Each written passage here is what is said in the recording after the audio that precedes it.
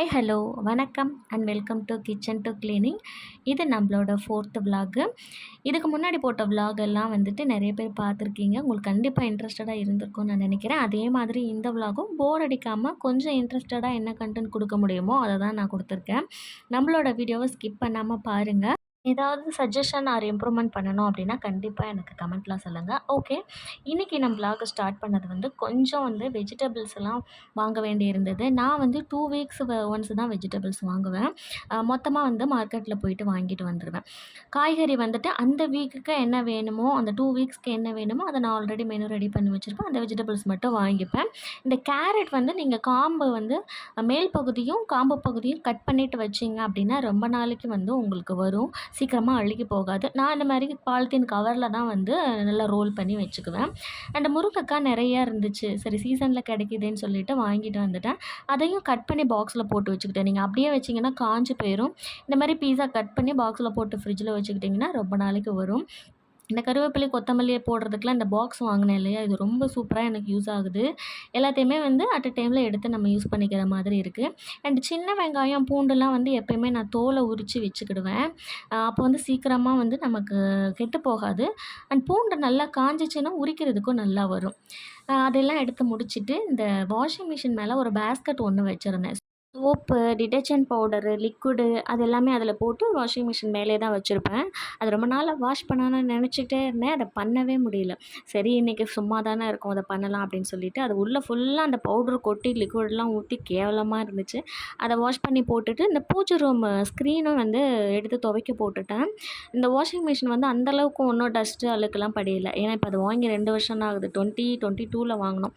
So cover போட்டிருக்கனால பெருசாக ஒன்றும் தூசிலாம் படியலை. அது லேசாக மட்டும் மேலே தொடச்சி விட்டுட்டு அந்த லிக்விட் ஊற்றுற அந்த இடம் தான் கொஞ்சம் அழுக்காக இருக்கிற மாதிரி இருந்துச்சு. உள்ளெல்லாம் பிசு பிசுன்னு இருந்துச்சு. இந்த கம்ஃபோர்ட் போடுற இடம், கண்டிஷ்னர் போடுவோம் இல்லையா சென்டரில், அந்த இடம்லாம் கொஞ்சம் பிசு பிசுன்னு இருந்த மாதிரி இருந்துச்சு. அதை மட்டும் லைட்டாக ஸ்க்ரப்பு வச்சு தேய்ச்சி எடுத்து அது உள்ளே எடுக்க ஒரு மாதிரி தான் இருந்துச்சு. அப்புறம் என்னால் கை எவ்வளோ உள்ளே விட முடியுமோ அதை வச்சு க்ளீன் பண்ணிட்டேன். இதை கழட்டி எடுத்துடலான்னு நாங்கள் தனியாக, பட் நான் ட்ரை பண்ணி பார்த்தேன், முடியலை. அதனால லைட்டாக முடிஞ்ச வரைக்கும் மட்டும் அப்படியே தொடச்சி விட்டுட்டேன். உள்ளேயும் ஒரு துணி வச்சு நல்லா தொடச்சேன். இது உள்ளே க்ளீன் பண்ணுறதுக்கு வேறு எதுவும் மெத்தட் இருக்கான்னு எனக்கு தெரியல. ஆனால் அவ்வளோ அழுக்கு வந்துச்சு. இன்றைக்கி தான் தெரியுது, என்னடா இவ்வளோ அழுக்கு உள்ளே சேருமா அப்படின்னு சொல்லிட்டு ஒரு வெட் கிளாத் வச்சு தான் ஃபுல்லாமே நான் தொடச்சி எடுத்தேன். ஆனால் லேசாக தொடச்சப்பவே நல்லா எல்லா அழுக்குமே வந்துருச்சு. அண்ட் இதோட கீழே ஒரு ஃபில்ட்ரு ஒன்று கொடுத்துருப்பாங்க. அங்கே தான் நமக்கு டஸ்ட்டு எல்லாமே கலெக்ட் ஆகும் அப்படின்னு. ஆக்சுவலாக இதுவுமே நான் ஒரு வீடியோவில் தான் பார்த்தேன். அதை பார்த்துட்டு இது எப்படி க்ளீன் பண்ணுறதுன்னு பார்த்துட்டு தான் நான் இதை பண்ணேன். கீழே ஒரு டோர் மாதிரி கொடுத்துருப்பாங்க. அது லைட்டாக நீங்கள் ப்ரெஸ் பண்ணிங்கனாலே ஓப்பன் ஆகிடும். அதுக்குள்ளே இந்த பிளாக் கலர் ஃபில்ட்ரு ஒன்று இருக்கும். ஒன்று பிளாக் இருக்கும், இல்லை ஒயிட் இருக்கும். அது வாஷிங் மிஷினை பொறுத்து. இதை எடுத்திங்கன்னா இதில் நமக்கு தேவையில்லாத டஸ்ட்டு அழுக்கு எல்லாமே கலெக்ட் ஆகிருக்கும். ஸோ இதை நம்ம நல்லா வாஷ் பண்ணி எடுத்துடலாம். அது உள்ளே பார்த்தீங்கன்னா இந்த மாதிரி கருப்பு கலரில் பீஸ் பீஸாக வந்துச்சு. இது என்னென்னு எனக்கு தெரியல. அது கல் மாதிரியும் இல்லை, பிளாஸ்டிக் மாதிரியும் இல்லை, அப்படி பீஸாக வந்துச்சு. ஒரு கண்ணாடி துண்டும் இருந்துச்சு. எதுலேருந்து வந்துச்சுன்னு எனக்கே தெரியல. ஸோ அது எல்லாத்தையும் க்ளீன் பண்ணி எடுத்துகிட்டு இந்த மூடியை தனியாக கழட்டிட்டேன். அது கொஞ்சம் கழட்டுற மாதிரி தான் இருந்துச்சு. அந்த கழட்டிட்டு அதையும் நல்லா வாஷ் பண்ணி எடுத்துட்டேன். உள்ளே எனக்கு கை உள்ளே போச்சு. அதனால் கொஞ்சம் துணியை வச்சு உள்ளே தொடச்சி எடுத்துட்டேன். தண்ணி போட்டு துடைக்கலாமான்னு எனக்கு தெரியல. நான் வெட் கிளாத் ஈர துணியை வச்சே நல்லா தொடச்சி உள்ளெல்லாம் தொடச்சி எடுத்துகிட்டு அதை லைட்டாக ட்ரை பண்ண விட்டுட்டு இந்த மூடியை நல்லா வாஷ் பண்ணிவிட்டு திரும்ப அந்த ஃபில்டரையும் மாட்டிட்டு நான் மூடியை போட்டு விட்டுட்டேன். இது ஒரு சின்ன வேலை தான். பட் அட்லீஸ்ட் மந்த்லி ஒன்ஸ் ஆகுது இதெல்லாம் நம்ம பண்ணோன்னா கொஞ்சம் நம்மளோட அப்ளையன்ஸஸ்லாம் காப்பாற்றிக்கலாம். ரொம்ப நாளைக்கு கொஞ்சம் வரும், அவ்வளோதான். கொஞ்சம் நேரம் டைம் ஸ்பெண்ட் பண்ணி இந்த வேலையை மட்டும் பார்த்தோன்னா ரொம்ப நல்லது. இதுக்கப்புறமா அந்த கூடையை நல்லா கழுவி வாஷ் பண்ணி வச்சுருந்தேன் இல்லையா, அது காஞ்சிருச்சு. அதை எடுத்துகிட்டு அதுலேயும் கொஞ்சம் புதுசாக வாங்கின லிக்விடு, சோப்பு எல்லாத்தையுமே போட்டு வச்சுட்டேன். இதுக்கப்புறமா நான் நம்ம எப்பயும் போல் நம்ம வீடியோவில் ஒரு ரெசிபி ஷேர் பண்ணுவோம் இல்லையா, இந்த தடவை ரெசிபி நான் கடைசியாக கொடுத்துருக்கேன். இது நான் நெய் ரெடி பண்ண போகிறேன். வீட்டில் நெய் ரெடி பண்ணியிருக்கேன். அதை தான் நான் இன்றைக்கி ஷேர் பண்ணியிருக்கேன். டெய்லி பசும்பால் தான் நான் வாங்குகிறேன். அதில் எனக்கு ஆடை நிறைய கலெக்ட் ஆகும். பால் காய்ச்சிட்டு ஆற வச்சுட்டு நீங்கள் ஃப்ரிட்ஜில் வச்சுட்டு அடுத்த நாள் காலையில் எடுத்திங்கன்னா உங்களுக்கு ஆடை நிறைய கலெக்ட் ஆகும். நீங்கள் பால் காய்ச்சி உடனே எடுக்கிறத விட ஃப்ரிட்ஜில் வச்சுட்டு எடுக்கும்போது ஆடை நிறைய கலெக்ட் ஆகும். நான் அது மாதிரி ஏற்கனவே ஒரு 1 மந்த்து கலெக்ட் பண்ணி வச்சுருக்கேன். இந்த டிஃபன் பாக்ஸ் ஃபுல்லாகவே எனக்கு இருக்குது. இது ஒரு 30 டேஸ் 1 மந்த் நான் கலெக்ட் பண்ணது. இதை ஃப்ரீசரில் வைக்கணும். கண்டிப்பாக நீங்கள் ஃப்ரிட்ஜில் வைக்கக்கூடாது. ஃப்ரீசரில் வச்சுட்டு டெய்லி எடுத்து நீங்கள் வச்சுக்கணும்.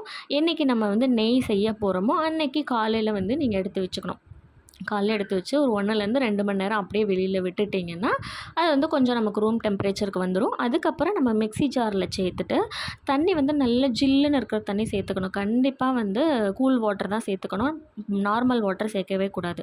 கூல் வாட்டர் சேர்த்துட்டு நல்லா ஹை ஸ்பீடில் வச்சு மிக்ஸி ஜாரில் அடிச்சிங்கன்னா நமக்கு பட்டர் சூப்பராக கலெக்ட் ஆகும். இந்த மாதிரி வரும். ஒரு 2, 3 டைம் நல்லா விட்டு விட்டு தண்ணி வந்து தேவையான அளவு நல்ல கூல் வாட்டர் ஊற்றி அடிச்சிங்கன்னா பட்டர் இந்த மாதிரி சூப்பராக கலெக்ட் ஆகி வரும். நான் இப்போ தான் ஃபஸ்ட் டைம் பண்ணியிருக்கேன். எனக்கே வந்து நல்லா வந்துச்சு. எனக்கு தெரியல இது கரெக்டாக வருமான்னு. நான் ஜஸ்ட் ட்ரை பண்ணேன். ஆனால் கரெக்டாக வந்துச்சு. அதுவே வந்து இவ்வளோ பட்டர் எனக்கு வந்து நல்லா நிறைய பட்டர் கிடச்சிது. இதை வந்து கையில் நல்லா நீங்கள் திரட்டும் போது நல்லா உருட்டி வரும். பட்டர் திரட்டி நான் போட்டிருக்கேன் இல்லையா ஒரு பாத்திரம், அதுவுமே வந்து கூலிங் வாட்டர் தான், நார்மல் வாட்டர் கிடையாது. ஃபுல்லாகவே நம்ம கூல் வாட்டர் தான் யூஸ் பண்ணணும். பச்சை தண்ணி யூஸ் பண்ணிங்கன்னா பட்டர் எல்லாமே கரைஞ்சிரும். இப்போ நம்ம பட்டர் எடுத்தது போக மிக்ஸி ஜாரில் இருக்கிற அந்த தண்ணி வந்து நமக்கு தேவையில்லை, அது வேஸ்ட் தான். அதை கீழே ஊற்றிடலாம். அப்புறம் இந்த பட்டரை வந்து நல்லா 2, 3 டைம் வந்து கூல் வாட்டர் ஊற்றிட்டு நல்லா வாஷ் பண்ணிக்கோங்க. வாஷ் பண்ணி எடுத்திங்கன்னா வந்து நமக்கு நல்லா பட்டர் வந்து திரண்டு வரும். இதை அப்படியே நம்ம ஃப்ரிட்ஜில் ஸ்டோர் பண்ணி பட்டராகவும் யூஸ் பண்ணிக்கலாம்.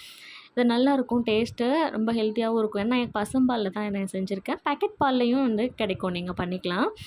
இப்போ அந்த பட்டரை வந்து நம்ம உள்ள ஒரு பெரிய கடாயை எடுத்து காய்ச்சிக்கலாம். சின்ன கடாயை எடுத்துடாதீங்க, அது பொங்கும், கீழே ஃபுல்லாமே உங்களுக்கு வேஸ்ட் ஆகிடும். நல்லா பெரிய அகலமாக இருக்கிற கடாய், அடி கனமான இருக்கிற கடாயும் எடுத்துக்கோங்க. இல்லைன்னா அடி பிடிக்கிற மாதிரி ஆகிடும், கரிஞ்சிடும். அதே மாதிரி சிம்லேயே தான் வச்சு நம்ம வந்து இதை ரெடி பண்ண போகிறோம். மீடியம் ஆர் ஹை ஃப்ளேமில் வச்சிங்கன்னா டக்குன்னு கரிஞ்சிடும். சிம்லேயே வச்சு நல்லா மெல்ட் ஆக விடுங்க. அது ஒவ்வொரு ஸ்டேஜாக வந்து நமக்கு ரெடி ஆகும். 20லேருந்து 30 மினிட்ஸ் வரைக்குமே ஆகும். முதல்ல வந்து நல்லா பொங்கி வரும், நுர நுரையாக பொங்கி வரும், கொதிச்சு வரும். அதுக்கப்புறம் சின்ன சின்னதாக நமக்கு நல்லா திரண்டு வரும்.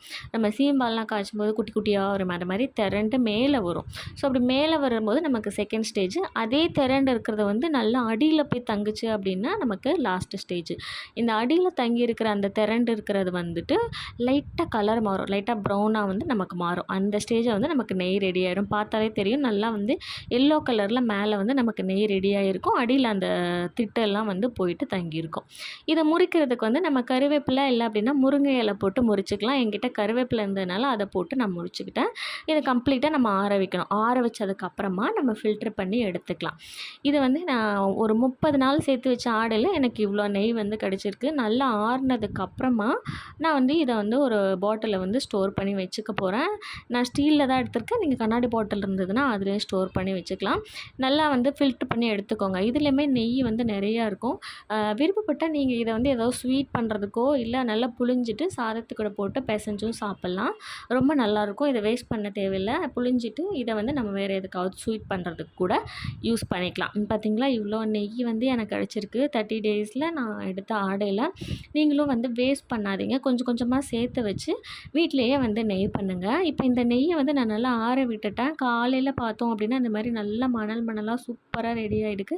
ஆக்சுவலாக நான் எக்ஸ்பெக்ட் பண்ணவே இல்லை இப்படி வரும்னு. ஃபஸ்ட் டைம் நான் பண்ணதுக்கு இவ்வளோ அழகாக வந்திருக்கு. கண்டிப்பாக நீங்களும் வந்து செஞ்சு பாருங்கள். எடுத்து எதுக்கு வேஸ்ட் பண்ணணும், பாலாடையை எடுத்து வச்சு செஞ்சு பண்ணி நம்ம வீட்டிலையே ஹெல்த்தியாக ஹைஜீனிக்காக யூஸ் பண்ணிக்கலாம் இல்லையா? ஓகே, இந்த விலாகு இதோட வந்து முடியுது. கண்டிப்பாக நான் ஷேர் பண்ணியிருந்தது எல்லாமே இன்ட்ரெஸ்ட்டாக இருந்திருக்கும்னு நான் நினைக்கிறேன். பார்த்துட்டு எப்படி இருந்துச்சுன்னு எனக்கு கமெண்ட்டில் சொல்லுங்கள். மறக்காமல் உங்கள் ஃப்ரெண்ட்ஸ் அண்ட் ஃபேமிலி கூடயும் ஷேர் பண்ணுங்கள். அப்படியே நம்ம சேனலை சப்ஸ்கிரைப் பண்ணிவிடுங்க. தேங்க்யூ.